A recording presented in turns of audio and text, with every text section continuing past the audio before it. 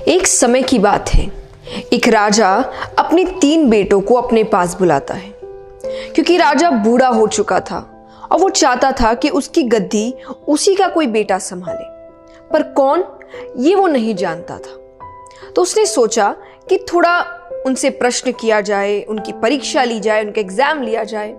तो वो तीनों को बुलाते हैं कि मुझे तुमसे कुछ काम है। तीनों राजकुमार सोच में पड़ गए कि ना जाने राजा को आज हमसे क्या काम पड़ गया। राजा कहते हैं, मैं तुमको एक काम देता हूं, उस काम को ईमानदारी से करना होगा। और जैसे ही राजा ने बोलना शुरू किया, सब चुप हो गए। राजा ने अपने बेटों से पूछा कि अगर आप तीनों को किसी अपराधी को सजा देने को कहा जाए तो तुम क्या करोगे? तभी एक राजकुमार ने कहा कि मैं उसे बड़ी से बड़ी सजा दूंगा ताकि फिर कोई वो काम ना करे। दूसरा कहता है, मैं उसे प्राण दंड दे दूंगा कि अगली बार वो काम करने से पहले भी लोग डर जाए।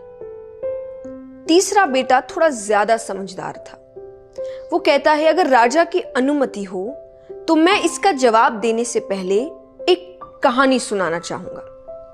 राजा ने कहा, सुनाओ। राजकुमार ने कहानी शुरू करी। एक बहुत ही अमीर राजा था। उसके पास एक तोता था। वो उसको बहुत प्यार से रखता, उसका बड़ा ध्यान रखता। एक दिन उस तोते ने राजा से कहा कि वो अपनी मां से मिलने जाना चाहता है। राजा ने उससे कहा, तुम जाओ, लेकिन ज्यादा दिन नहीं रुकना और जल्दी लौट आना। तोता चला गया, अपनी मां से जाकर मिलता है। कुछ दिन अपनी मां के पास रहा, उसका ध्यान रखा। अब वो तोता जब वापस आ रहा था तो रास्ते में उसे एक आम का पेड़ दिखता है।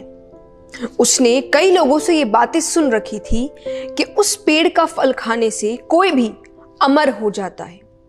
तो फल वो राजा के लिए लेकर आने लगा। रास्ता बहुत लंबा था, इसीलिए रास्ते में ही तोता थोड़ी देर के लिए सो जाता है और वो उस पेड़ के नीचे फल को रख देता है। लेकिन उस आम को एक सांप ने थोड़ा खा लिया। अब वो जहरीला हो गया। सुबह तोता उठता है और वो फल ले जाकर राजा को देता है।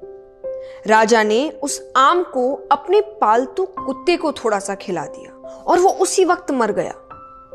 ये देखकर राजा बहुत गुस्सा हो जाता है और सजा के नाम पर उस तोते को मरवा देता है और उस आम को दूर फेंकवा देता है। धीरे धीरे उस जगह पर एक आम का पेड़ उगाया। राजा ने अपने राज्य में घोषणा करवा दी कि कोई भी उस पेड़ का फल नहीं खाएगा, वो पेड़ जहरीला है। अब एक दिन उसी रास्ते से एक महिला गुजर रही थी। उसे ये सब बातों की जानकारी नहीं थी। उसे भूख लग रही थी और उसने वो फल खा लिया।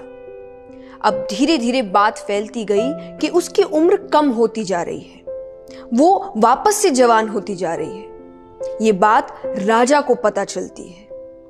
अब राजा को समझ आया कि उसने क्या गलती करी थी। वो अपने अफसोस पर रोने लगा।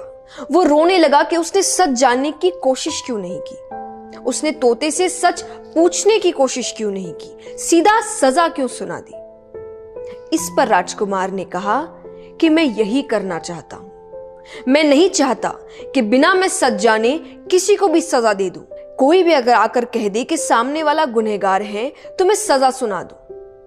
इसीलिए मैं पहले सब कुछ जानने की कोशिश करूंगा, सच पता करने की कोशिश करूंगा और फिर सजा देना है या नहीं देना है ये तय करूंगा। इसी से मैं सही फैसला कर पाऊंगा और किसी बेगुनाह के साथ गलत नहीं करूंगा। ये सब सुनकर राजा बहुत खुश होता है और अब आप समझ ही गए हैं कि वो राजा की गद्दी किसको मिलती है। इस कहानी से हमें क्या सीख मिलती है कि हमें कोई भी काम, कोई भी फैसला जल्दबाजी में नहीं लेना चाहिए। कोई भी बात बोलने से पहले, कोई डिसीजन लेने से पहले पूरी सिचुएशन को समझने की कोशिश करो।